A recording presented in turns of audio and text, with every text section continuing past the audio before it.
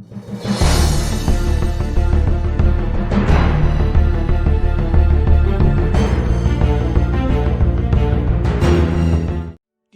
आनंद निर्देशित सन 1982 में रिलीज किया गया हुआ फिल्म कालिया का शुरुआत में ही दिखाया जाता है कि सहानी सेठ जिस किरदार को अमजद खान ने निभाए थे, ये सहानी सेठ नाम का एक व्यक्ति जिसका एक पास्ट क्रिमिनल रिकॉर्ड है, अतीत का एक अपराध का रिकॉर्ड है, अभी वो एक पूंजीपति बन गया है। वो मजदूर लोगों को उसका हक देने से इनकार करता है और मजदूर लोग वो सहानी सेठ के खिलाफ धरने में बैठ जाता है। ये सहानी सेठ एक ऐसा आदमी है जो मजदूरों का अभाव का फायदा उठा के उन लोगों का हड़ताल तोड़ने के लिए 3 महीने का बोनस एक साथ देने का ऑफर करता है, लेकिन अपना कारखाना का पुराना और खतरनाक मशीन को हटाने में या मरम्मत करने में राजी नहीं होता है। इसके ही नतीजे में कारखाने के अंदर उस खराब मशीन में काम करते हुए एक मजदूर बहुत बुरी तरह से जख्मी हो जाता है और उसका दोनों हाथ ही मशीन में कट जाता है। उस समय मुआवजा देने के सवाल पे वो कारखाना का मालिक सहानी सेठ ये लॉजिक देता है कि मैं मुआवजा क्यों दूं।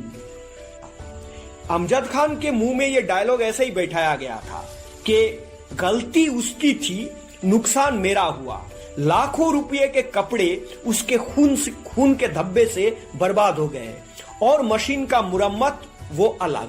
ये डायलॉग रखा गया था सहानी सेठ का मुंह में। सहानी सेठ मुआवजा देने से इनकार करता है और इस सीक्वेंस को टीनू आनंद जो सत्यजीत राय के असिस्टेंट रह चुके थे बहुत ही बढ़िया तरह से उपस्थापित किए थे।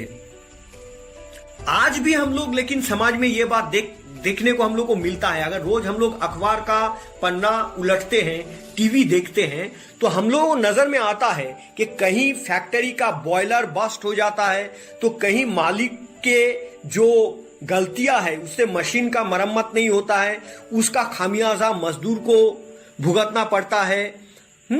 ऐसे बहुत सा चीज, बहुत से मजदूर अपाहिज हो जाता है, मौत होता है। इतना खबर कौन रखता है, लेकिन ये सब हमारे समाज में आए दिन घटता है। जो भी हो, अपने भाई का कटे हुए हाथ का इलाज कराने के लिए उस मजदूर का सीधा साधा भाई कल्लू, ये कल्लू किरदार को अमिताभ बच्चन ने निभाए थे। वो पूंजीपति सहानी सेठ का पास जाके उसका हाथ पैर पकड़ता है, गिड़गिड़ाता है, मिन्नत करता है। कल्लू उस पूंजीपति, उस उद्योगपति को बोलता है कि उसका भाई के इलाज के लिए केवल 500 रुपया का जरूरत है। अगर वो 500 रुपया मिल जाता है तो वो अपने भाई का इलाज कराने में सक्षम रहेगा। वो पूंजीपति उस समय जो अपना महफिल, जो रंगरलिया मना रहा था, वो उस नाचने वाली का हाथ में 500 रुपया दे देता है, लेकिन कल्लू को नहीं देता है। कल्लू को वो बोलता है कि तुम्हें देने के लिए 500 रुपया मेरे पास नहीं है। और उसके बाद वो अपना दरवान को बुला के हुक्म देता है कि कल्लू को गर्दन पकड़ के हवेली का बाहर निकाल दिया जाए और फाटक में लगाया हुआ वो साइन बोर्ड दिखा दिया जाए जहां पे साफ लिखा है कि कुत्ते और भिखारियों को अंदर आना मना है। हजार लाखों करोड़ रुपया अपने अय्याशी में खर्चा करने वाला ये पूंजीपति मजदूरों को जरा सा हक देने के समय हिचकिचाता है, नहीं देना चाहता है, उदास रहता है। इसमें ये सारे पूंजीपति, ये मालिक लोग एक सैडिस्टिक आनंद को एंजॉय करता है। यह बात इस फिल्म में आया था। जैसे कि अभी देखिए कि एक बहुत बड़ा उद्योगपति जब जो बैंक घोटाला करके भाग गया है, वो आईपीएल का टीम खरीद सकता है, लेकिन अपना जो जहाज है उसमें वो रंगरलियां मना सकता है, लेकिन अपने ही एयरलाइंस का जो कर्मचारी है, जिन लोगों का बहुत दिन से वेतन नहीं मिल रहा है, उन लोगों का पिछला वेतन का रकम चुकाने के लिए उसका पास पैसा नहीं रहता है। ये वास्तव में भी हम लोग देखते हैं, जो बात ये कालिया फिल्म में दिखाया गया है। इसके बाद अपने अपंग भाई का जो दर्द, अपने मां समान भाभी का लाचारी और अपने जान से भी अजीज भतीजी का भूख का तड़प, ये सहन नहीं कर पाके, इस नहीं सह के वो कल्लू वो पूंजीपति का घर में चोरी करने में घुस जाता है। और यहां पे वो कल्लू और वो उद्योगपति का बीच में जो डायलॉग्स का एक्सचेंज होता है, ये बहुत ही मायने रखता है। जब कल्लू तिजोरी को खोल के रुपया लेने के समय एकदम पकड़ा जाता है, उस समय कल्लू के ओर रिवॉल्वर तान के वो पूंजीपति बोलता है, तुम तो बहुत तरक्की कर लिए हो बरखुरदार, एकदम सीधा डकैती चोरी में उतर आए हो। उस समय तिजोरी का वो अपार खजाना से सिर्फ 5 ठो 100 रुपया का नोट उठा के कल्लू बोलता है, चोरी नहीं सेठ जी, आपका अपार खजाने से सिर्फ 500 रुपया अपने भाई के जीवन बचाने के लिए ले रहे हैं। यहां तो दौलत का गंगा बह रहा है, मैं एक पैसा भी ज्यादा नहीं उठाया। लेकिन उस पूंजीपति ने कल्लू को पुलिस के हवाले कर देता है और हवालात में कल्लू का जो मेंटलिटी है, जो मानसिकता है, वो बदल जाता है और वो सीधा साधा कल्लू से एक खतरनाक गैंगस्टर कालिया बन जाता है। इतना तक घटना तो फिल्म के निर्देशक टीनू आनंद बहुत बढ़िया से दर्शकों के सामने लाए हैं, लेकिन इसके बाद ही फिल्म का जो रफ्तार है, फिल्म का जो कलर है, फिल्म का जो बहना है, वो अलग दिशा में बह जाता है। कैपिटलिस्ट साइकोलॉजी, पूंजीपति लोगों का मेंटेलिटी इतना दूर तक तो टीनू आनंद ने बहुत बढ़िया तरह से दिखाए थे।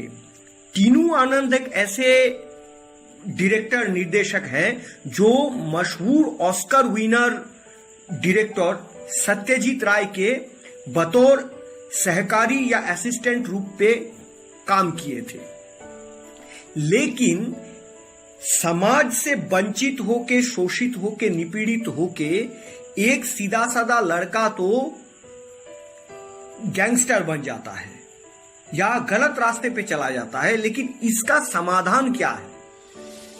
इसके लिए जो जन सचेतनता का जरूरत है, मास कॉन्शियसनेस ग्रो करने का जरूरत है, ये सब चीज, ये सब सीरियस नोट्स ये फिल्म में और टीनू आनंद रखे ही नहीं। एकदम टिपिकल कॉमर्शियल फॉर्मूला में इसके बाद ये फिल्म घुस जाता है।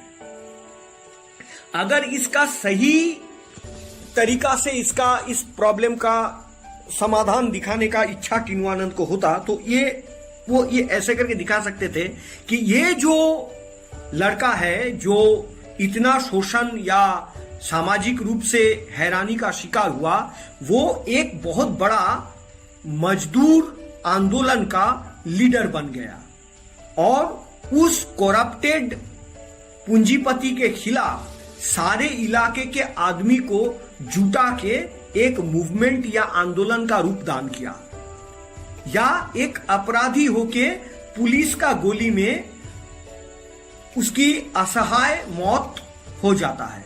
तो भी ये कॉरपोरेट व्यवस्था के खिलाफ, इस सिस्टम के खिलाफ एक मैसेज इस फिल्म के माध्यम से टीनू आनंद पहुंचा सकते थे।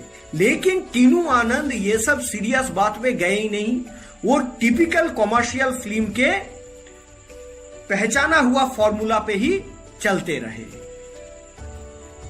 उस समय कॉमर्शियल फिल्म में अमिताभ बच्चन का एक लार्जर देन लाइफ इमेज था और टीनू आनंद भी अमिताभ बच्चन का उस मैनरिज्म या उस इमेज का बाहर जाने का हिम्मत नहीं की। कल्लू वो सहानी सेठ नाम का करप्टेड कॉरपोरेट से भी बड़ा स्मगलर बन जाता है और उसके बाद वो जो पूंजीपति को दिखाया गया था उसका स्वभाव, हाव भाव भी एकदम टिपिकल कॉमर्शियल हिंदी फिल्म का एक खलनायक जैसा बन जाता है। इसके बाद मार पीट, नाचा गाना, एकदम करारा डायलॉग सब मिला के एक टिपिकल आम कॉमर्शियल फिल्म बन जाता है कालिया। फिल्म चली है वो अलग बात है, फिल्म सुपरहिट हुआ है वो अलग बात है, लेकिन ये सब्जेक्ट जो था, ये सब्जेक्ट को अगर सही तरीके से ट्रीटमेंट मिलता तो एक अच्छा फिल्म ये बन सकता था। यही गलत चीज यश चोपड़ा भी अपने दीवार फिल्म में दिखाए हैं। जैसे कि उसमें भी है कि डॉग्स के जो माफिया है, जो गुंडे हैं, वो लोग रोज लेबर लोगों पे जुल्म करता है, अत्याचार करता है। तो उसके बाद ये चीज जब विजय नाम का एक लड़का, उस किरदार को भी अमिताभ बच्चन ने निभाए थे, जब वो विजय ये सब अत्याचार के खिलाफ लड़ने को सोचता है तब वो आदमी को इकट्ठा नहीं करता है, सारे मजदूर को इकट्ठा करके कोई लड़ाई नहीं लड़ता है। वो एक गोडाउन में ताला बंद करके सारा गुंडा को अकेले हाथ में सारे गुंडे को पीट देता है। ये दिखने में अच्छा लगता है लेकिन ये वास्तव में कभी संभव नहीं है। एक आदमी अकेला हीमैन बन के कुछ डॉग्स का स्मगलर, गुंडा, जिन लोगों के पास बेशुमार ताकत है, मनी पावर है, मसल पावर है, पॉलिटिकल पावर है, उसको एक आदमी एक गोडाउन के अंदर ताला बंद करके पीट पाट के ठंडा कर दिया, ऐसा नहीं होता है वास्तव में। लेकिन वो फाइट हालांकि अगर कॉमर्शियल एक्सपेक्ट से देखेंगे तो बहुत जबरदस्त था। दीवार का वो गोडाउन में जो फाइट था पीटर के साथ अमिताभ बच्चन का, तो अमिताभ बच्चन बहुत फिल्म में मोटिया, मजदूर, मेहनत का आदमी, यहां तक कि कुली, ऐसे रोल निभाए हैं। लेकिन वास्तविक रूप में जो लोअर मिडिल क्लास है, जो निम्न मध्यम वर्ग के आदमी हैं, उन लोगों के जीवन के समाधान के लिए सचमुच में क्या करना चाहिए, ये कभी अमिताभ बच्चन का निभाया हुआ फिल्म किरदारों में, फिल्म में कभी नहीं आया। हालांकि वो बहुत फिल्म में मेहनतकश आदमी के प्रतिनिधि के रूप में अभिनय किए हैं। कालिया हमारे समाज में एक बहुत ही गंभीर समस्या को उजागर कर देने वाला फिल्म बन सकता था। कम से कम इस फिल्म का शुरुआत तो ऐसे था जहां जो मजदूर है उन लोगों के बारे में, जो कॉरपोरेट है, जो पूंजीपति है, वो इन मजदूरों को कैसे नजर से देखते हैं, अपने मुनाफे के लिए, अपने फायदे के लिए मजदूरों को कैसे करके शोषण करते हैं, ये बात बहुत अच्छे तरह से सामने आया था। कम से कम इस फिल्म का जो शुरू होता है, जो बिगिनिंग है, इससे ये बात बहुत बढ़िया तरीके से लाए थे डायरेक्टर टीनू आनंद। मालिकों के पास एक मजदूर या लेबर का मोल इंसान के रूप में नहीं है।